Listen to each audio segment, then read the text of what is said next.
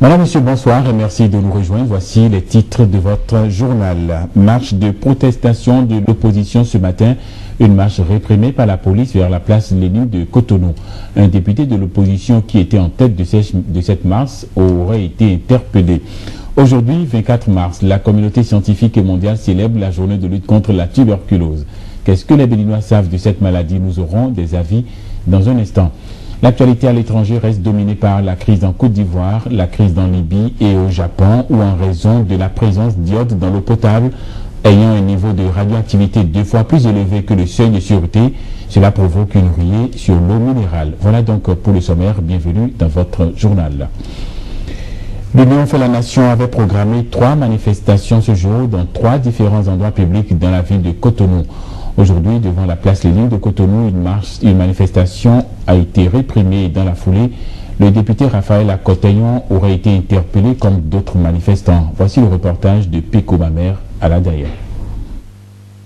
La place Lénine, prévue ce jeudi 24 mars 2011, pour abriter une grande manifestation pour la défense de la démocratie est déserte.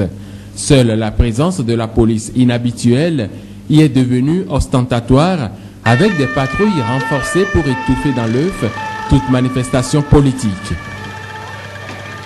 En progression vers la place Lénine, c'est au grand carrefour CDPA Collège La Providence que les manifestants ont été arrêtés dans leur mouvement par les forces de l'ordre, déversés par vagues impressionnantes sur les lieux pour remonter les bretelles à ces défenseurs engagés de la démocratie. Des pneus seront brûlés en signe de protestation, des interpellations de manifestants opérées. Vous venez sur un terrain de manifestation, il va falloir calmer les manifestants. Mais commencez pas à taper les gens, bastonnés, même à arrêter l'honorable et à Cotayon en le menottant derrière. On ne comprend rien. Et je me pose la question si c'est réellement l'armée républicaine ou bien l'armée partisane.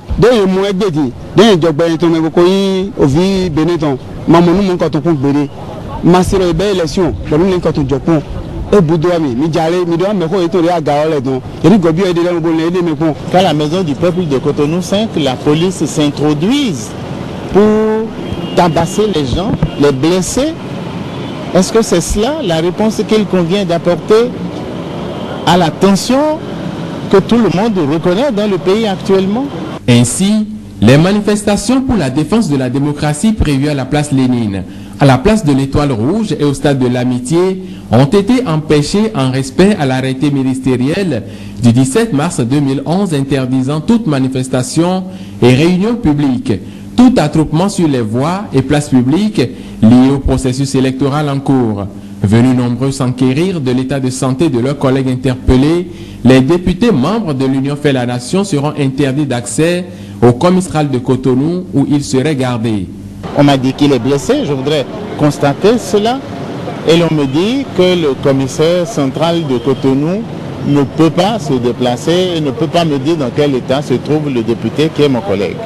Si nous voulons que les gens restent calmes dans une situation qui depuis quelques semaines est une situation explosive, il est fortement recommandé que les forces de l'ordre fassent preuve de beaucoup plus de mesures. En tout lieu indiqué pour accueillir des manifestations ce jour, la police n'a pas baissé la garde. Elle est restée fortement présente pour étouffer dans les esprits toute résurgence de mouvements de protestation. Parlons d'autres élections. Le dépôt de candidature des élections législatives a été prorogé jusqu'au 28 de ce mois. À la commission électorale, on se prépare déjà, si ce n'est la grève au ministère des Finances qui ralentit peut-être les partis politiques. Le dépôt se fera à la Sénat comme dans les CED, les commissions électorales départementales. Romaric Monchebi. La fièvre post-premier tour de l'élection présidentielle, encore très remarquable, déjà celle des législatives d'avril 2011, pour la désignation de la 6e législature s'y mêle avec le dépôt des candidatures. Alors que la réception des dossiers devrait être clôturée, la Commission électorale nationale autonome Sénat, sensible des partis politiques contraints par les grèves répétées au ministère des Finances à rester sans possession de quittance pour dépôt des candidatures, proroge le délai de réception déjà en cours. La plénière s'est réunie et a décidé que les législatives seront reportées et la réception des dossiers est prorogée au lundi 28 mars à 24 heures. Passé cette étape, la liste des candidats sera affichée à la Sénat et ils seront ensuite conviés au tirage au sort pour le positionnement sur le bulletin avant les travaux d'imprimerie. Les imprimeurs sont appelés à nous présenter un spécimen. Après le spécimen, il y a les correctifs. Et après les correctifs, les candidats ou les partis ou alliances de partis reçoivent des spécimens de la Sénat pour la campagne qui démarre 15 jours avant le jour du scrutin. Dans le cas présent, nous pouvons dire le 1er avril. Pour rester dans la légalité, les élections pour la désignation de la 6e législature devront se tenir 60 jours avant la date d'expiration des mandats de la 5e législature, celle en cours. Au regard des exigences de la loi portant règle générale, Honorat Adjové revient dans cette interview sur les pièces qui devront figurer au dossier de candidature. On l'écoute. Le parti ou l'alliance de partis dépose au siège de la Sénat ou à la SED sous un numéro un dossier comprenant la déclaration en double exemplaire des candidats titulaires et suppléants revêtus de signatures dûment certifiées par l'autorité administrative et portant l'engagement de tous les candidats remplissant les conditions d'éligibilité.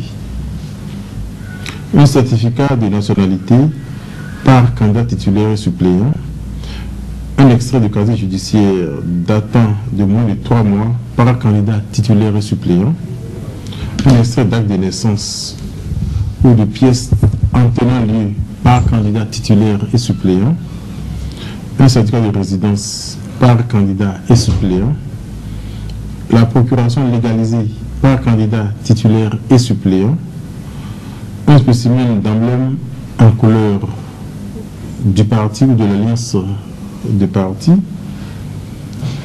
une quittance unique de paiement de cautionnement à raison de 100 000 francs par candidat titulaire, soit au total 8 300 000 francs.